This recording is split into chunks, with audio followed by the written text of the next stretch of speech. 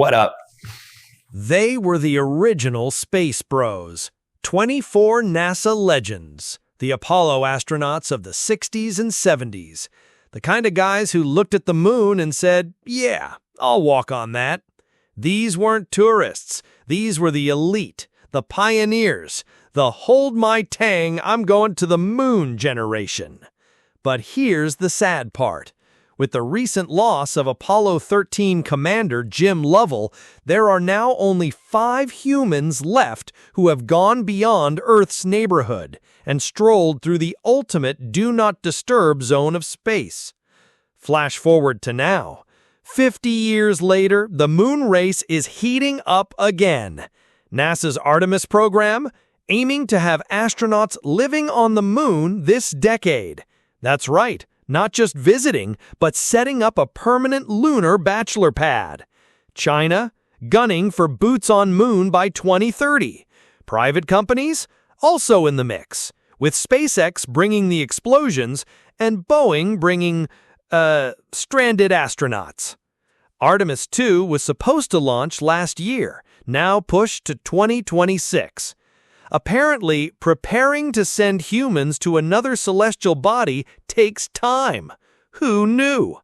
But let's talk about the OG moonwalker still standing. Buzz Aldrin, Apollo 11. Second man on the moon, first man to punch a moon landing denier.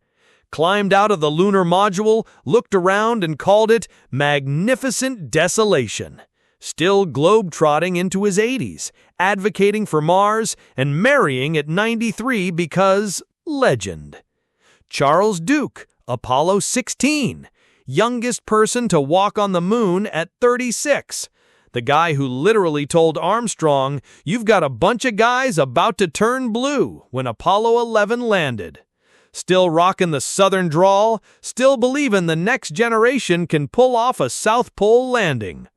Fred Haise, Apollo 13, was this close to walking on the moon before his spacecraft decided, nah, let's try not dying instead.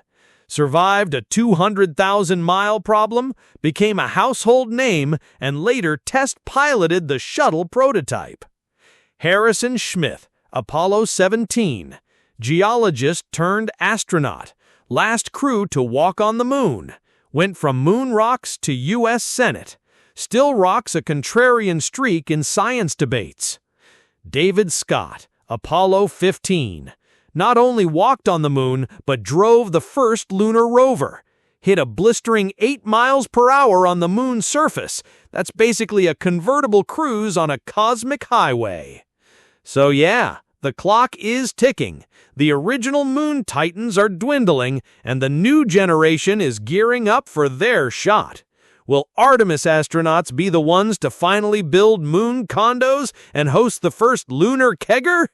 One thing's for sure. The moon may be cold, but the race to get there is about to get red hot.